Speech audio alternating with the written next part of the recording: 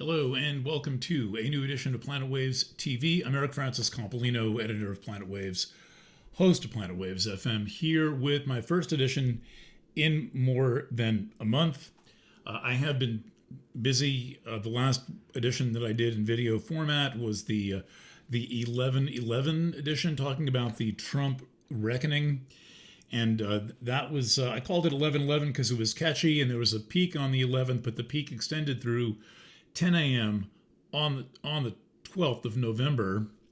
And I frankly didn't really expect much to happen. We live in times when everything seems to be happening, but nothing much is happening.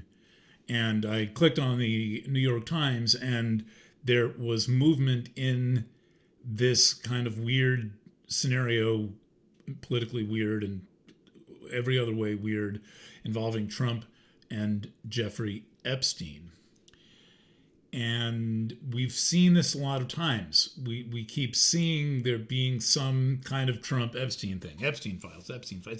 It's almost like the Hillary Clinton emails, and it's like drip gate. Like nothing ever happens. There's no fulfillment of the issue. It just lingers on forever and distracts people from many more important things. And as I've said in a few different places, I have been avoiding covering this because I have a personal aversion to sex scandals because of their inherently repressive nature.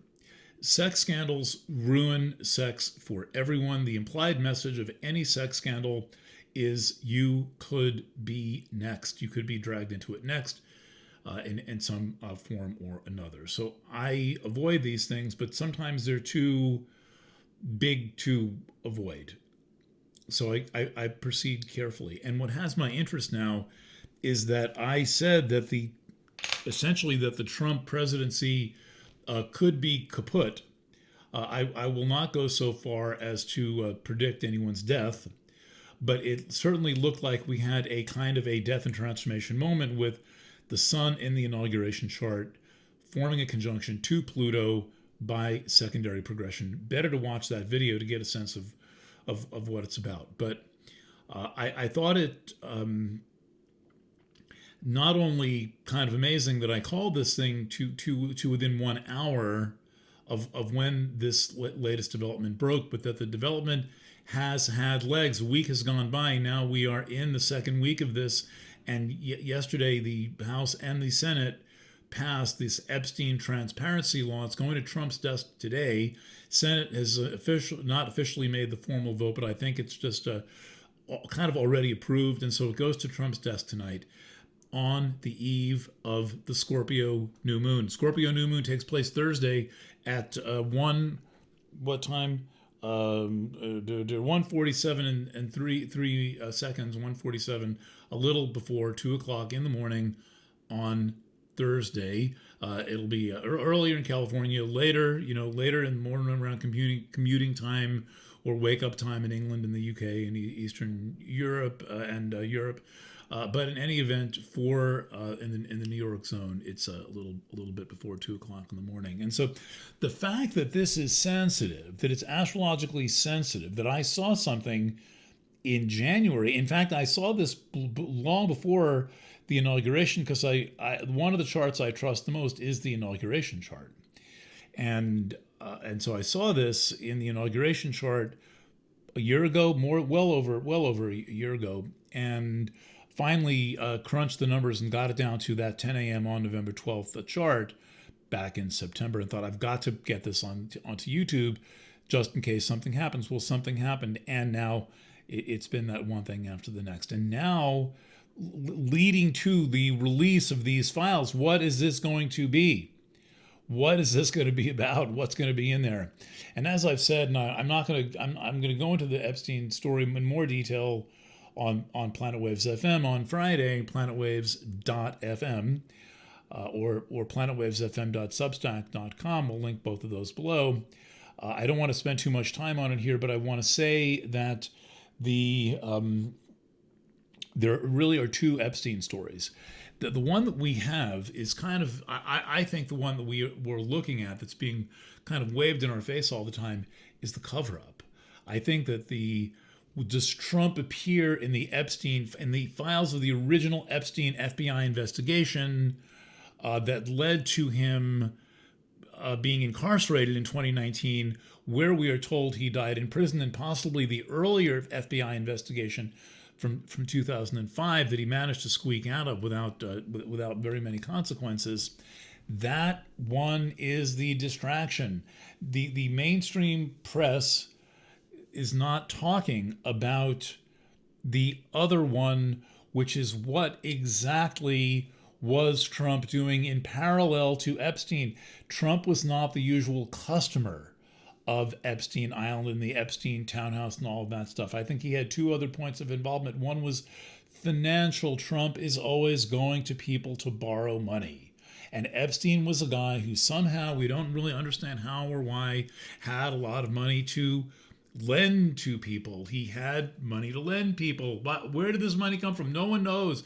He was a unqualified school teacher at some elite Manhattan prep school, and then the next thing we know, he's a philanthropist, financier, and child trafficker with a couple of islands in the Bahamas in a 727, flying everyone back and forth. To me, this sounds like some huge setup by someone much more powerful, and it involved compromise. It involved getting control of people in power and influence, like Prince Andrew, and ensuring that there was blackmailable material on them. That's not the part that I think that Trump was involved in. I've got different sources on this, but my instinct as an investigative editor was, looking at the way the Epstein affair had been handled all this time, is that this is the cover-up and not the story. I mean, it's plainly obvious that it's the cover-up and not the story, almost humorously so. And it turns out that there is a second version of events. The second version of events is, what was Trump doing all those years? And I would say it seems like he was running some kind of a parallel operation as Epstein. He was more of a business partner, business colleague of Epstein, and not a customer, not a visitor to this island. I just think it's not really Trump's style. I don't know, whatever. But we are missing more than half the story. The question is, assuming that these emails come out, and it's wild, this new moon is wild. I'm going to go to the chart in a second. What's going to be in there? Are we going to be told? Or are there going to be any independent journalists who have the time to go through 20,000 pages? I would say that we're going to have to do a lot of piecing together of this to be able to make sense of this from a primary source standpoint. And more significantly, will anyone care? To me, the real Epstein story is how little people care. This is the amazing thing. This is, to me, what is astonishing. I know these people are a bunch of weirdos. They do all kinds of things. They're completely bored. They can't just have, like, some kind of ordinary sexual experience with, like, three beautiful, intelligent call girls. No, they have to have an island with minor children being trafficked out of Eastern Europe. It's got to be like, it's really got to be like cracking open the monkey's head and eating it. It can't be just some kind of anything normal. And this is kind of like the disparity of like, how interesting can life be if you've got $50 billion in the bank? Like, well, does life ever live up to having $50 billion in the bank? You can fly all over the place on your private jet, so can your average multimillionaire. All right, so anyway, what we have going on today is, and the context is important. The context is that I'm recording now at 10:11 a.m. Eastern Time. Yesterday, the House and Senate approved this transparency bill. It goes to the president today. So again, I would not care so much if not for the astrology. I would think, this is just going to be your average load of bullshit. But the astrology says something different. So let's go to the chart. So first of all, here is the new moon chart. Hold on.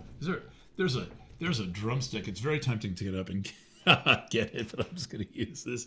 I'm going to reach here. It's further from here to here, from here to here than it seems. But let's take a look at this chart. So here's the new moon. And I didn't make a special version of this, but the crazy thing about this new moon is look at retrograde Mercury. Can you see the little thing with the 28 and the little guy with green horns and the moon and the sun? Well, this is the sun and the moon making a conjunction at the same time that sun and Mercury make a conjunction. So it's sun, moon, Mercury in a conjunction. Moon, Mercury passing between the Earth at the same time. Moon going faster, Mercury going fast but not as fast. Very interesting. So this is on its face an unusual new moon. Another thing unusual about it is, sorry, I'm going to lift this up again, is that everything is at 28 and change. That's the 29th degree. When you get into degrees 29 and 30, degree 30 being marked by a number 29, because there is no 30, it's always up to 29, 59. Those last 2 degrees of any sign are what you might think of as critical degrees or points of no return. They're kind of like they're very rapidly transitional. They are. I think point of no return is the best way to describe them. Something's going to move from there that cannot be undone. And so we've got this going on in Scorpio, which is already cryptic and mysterious and strange enough as it is. And then we've got with retrograde Mercury involved. And I've often said about Mercury retrograde phases is that in various different shapes and times, including the station direct and the station retrograde, they are about the revelation of information. So we've got that going on. Now, the reason why you shouldn't make major purchases with Mercury retrograde is there's a lot you don't know. So wait till Mercury goes direct. It's always going to be in a couple of weeks. You're going to have what you need to know. And maybe you don't need the thing. That's another reason why it's not good to make major purchases with Mercury retrograde. You buy the thing, it arrives, then Mercury goes direct, and you're like, what am I doing with this? But here we're right in the revelation of information kind of group of themes associated with Mercury retrograde. And this could be the big one. So we've got that going on, and it's going on in this anaretic degree. It's going on in Scorpio, the sign of secrets, financial secrets, sexual secrets, things that are cryptic, things that are repressed, things that people don't want to talk about, things you cannot talk about on Thanksgiving, unless you've got really, really weird friends who like this kind of stuff. Scorpio is the very home of taboo. You can have a little sign like home of the Whopper. Okay, so and it is the home of the Whopper. With Mercury retrograde, we're going to see the Whoppers here. But if you've noticed, I've drawn in a Grand Cross. Now, there's a lot of different aspects, but if you've got a lot of squares in a chart, it's good to start with the squares. And when you look at what's in those very degrees, and this, I realize this is advanced astrology, but it is astrology. You can look at exactly what is in degrees 29 and 30 of the fixed signs. So this is going to cover, this thing I'm holding covers those very degrees where the new moon takes place of Taurus, Leo, Scorpio, and Aquarius, hence this Grand Cross in the fixed signs. Also, it quotes the Book of Revelation. It quotes the World or the Universe Tarot card. The World or the Universe Tarot card has these 4 signs indicated right on the card. Scorpio being symbolized usually by an eagle, not a scorpion. The other side of Scorpio is the eagle. So when you want to understand what this new moon is, a conjunct Mercury, already weird enough, is about, well, you go to Serenu.com and you zero in on those degrees, and we've got a lot of interesting stuff going on there. So the pardon me while I lean over, the sun, moon, Mercury we know about. That's good. That's done. That's why we're looking there. Then we've got this thing about floods, Deucalion, right in the same degree. Right? You can see that. 28. Everything's at 28, which really means 29 because it's more than 28. That's the more than 28 part. And we've got Deucalion, right there in Scorpio, conjunct the new moon. Deucalion's about the flood. That's the flood from Greek mythology. Deucalion was Noah. Then we've got Ziwana, which is a Slavic lunar goddess, protectress of young women, showing up in this thing. She's kind of the goddess of the hunt. She's very much like Selene or Diana. She's followed around by a fox. These myths are just the same thing over and over again for the most part. So she's basically some form of the protectress of young women, goddess of the hunt, and also all things wild. So there's a wild element, a wild nature element going on to Ziwana. All right, great. Slow mover, not an asteroid. Deucalion, slow mover, not an asteroid. And then we've got Typhon, conjunct this new moon. Look at this. We're not going to the squares yet. We're going just to the planets in the alignment. In the alignment, we've got Sun, Moon, Mercury, Deucalion, Ziwana, and Typhon, and the Earth, 7 points, all lined up like in that much space. It's crazy. It's crazy. And how thematic this is, but it gets better. So all of that I've just shown you is right here. All these planets in pink are packed into 1 degree right there with the Sun, Moon, and Mercury. Okay, do I sound like, how is this even happening enough? Okay, maybe not. But now let's look at, and let's just stick with 2 more points of this cross. Let's go to Aquarius. That's a square, 90 degrees, takes you to Aquarius. What's going on in Aquarius? Well, turns out there's something special happening in Aquarius. That something special happening in Aquarius, I'm going to underline this in blue so you can see it. There are 2 points in the 29th degree of Aquarius, and one of them is Damocles. Damocles is a really weird centaur with a 40-year orbit, and it's a 2857, lined exactly up with this to 90 degrees. So the myth of Damocles, sword of Damocles. Damocles was a servant to a tyrant, and he was always saying how wonderful the tyrant had it, because the tyrant can have like peeled grapes and naked ladies and big banquets and all this. So the tyrant got sick of hearing this and said, well, why don't we trade places for 1 day?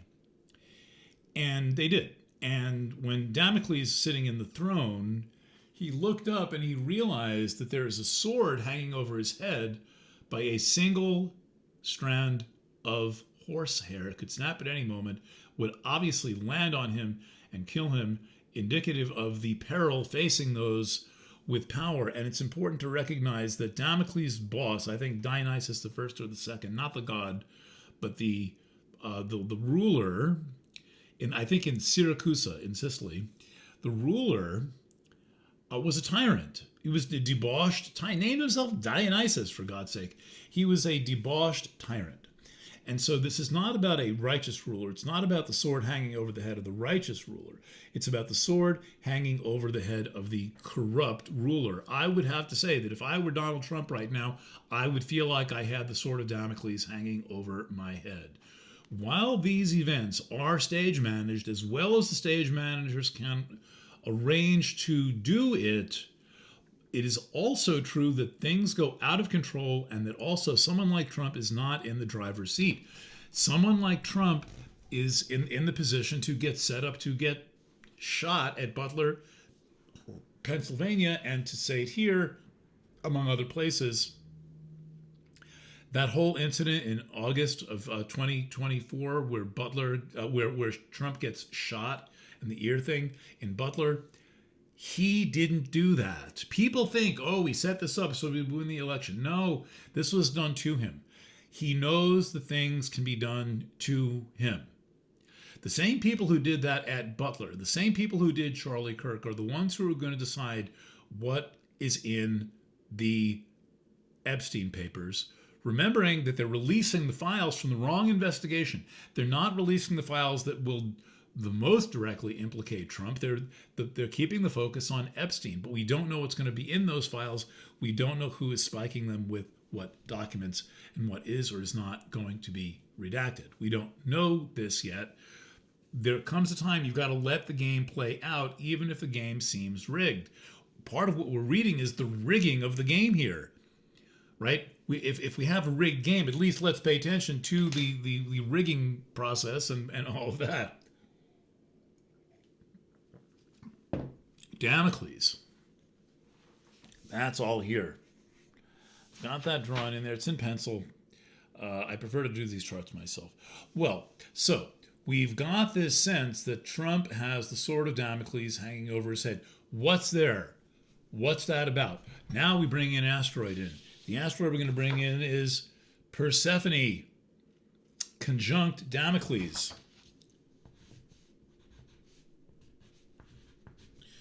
These 2 points are conjunct. Typhon is in Scorpio. Persephone and Damocles are conjunct in Aquarius. Persephone, that's about the kidnapping of a young woman. She somehow finds her way, I don't know the story totally, but she finds her way down to Hades. She's lured down there by Pluto, basically, whatever Pluto's name is in Greek, it would be Hades. She's taken basically down to hell, and she makes a mistake of eating some pomegranate seeds. And so she's then trapped in the underworld. Well, if we put this together with the sword of Damocles hanging over the tyrant's head with an image of a young girl trapped in hell, it starts to look a little bit like the sword of Damocles has something to do with child sex trafficking. Because Damocles, the story of Persephone is not rated G. She's fucking Pluto. She's fucking Hades. She's going down to the underworld now for half the year, and she's down there now because it's winter in the Northern Hemisphere. This is a story of basically, I know this sounds feminist, a story of sex trafficking. And I'll redo this myth, but let's take it just like at face value right now, because its face value is pretty good. So we've got Persephone and Damocles hanging over the head of Trump, basically, which means hanging over the head of the entire government, hanging over the head of the nation, hanging over the head of the world, and whoever comes out in these documents. I mean, Prince Andrew, the son of Queen Elizabeth. You know, I know there's a lot of princes and princesses, and it can seem like a bunch of wank for us Americans. Andrew is the king's brother. Andrew, who was stripped of his royal titles. He's now a commoner. He's now Andrew Windsor, not Prince Andrew, is the younger brother of King Charles. And his brother stripped him of his royal titles and his royal duties. He's been reduced to a commoner, no longer part of the British monarchy because of his association with Jeffrey Epstein. Now, we've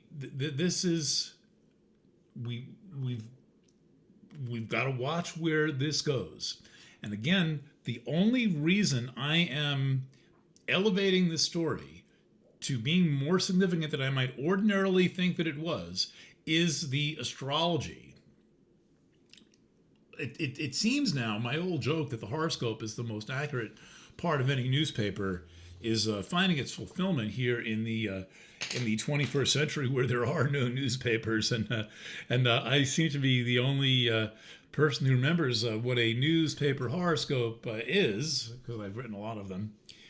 All right, I think I'm going to call it good. I will have more on planetwaves.fm on Friday. The sun is going to still be in Scorpio, so we're going to get one more Scorpio show. I thought last week's featuring Neil Young was going to be the last Scorpio, but I will have the musical guest artist will be someone whose birthday is November 21st.